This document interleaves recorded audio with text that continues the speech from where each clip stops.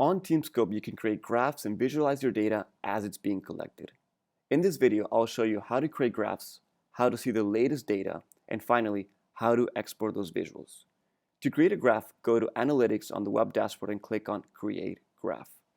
Choose from the drop-down the type of graph you want to use. You may choose from bar, pie, line, or basic statistical analysis.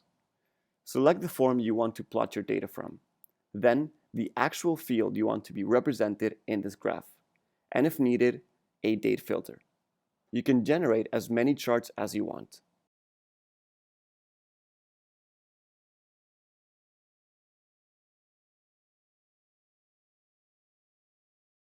To refresh a graph and see the latest data, all you need to do is click on the Refresh button.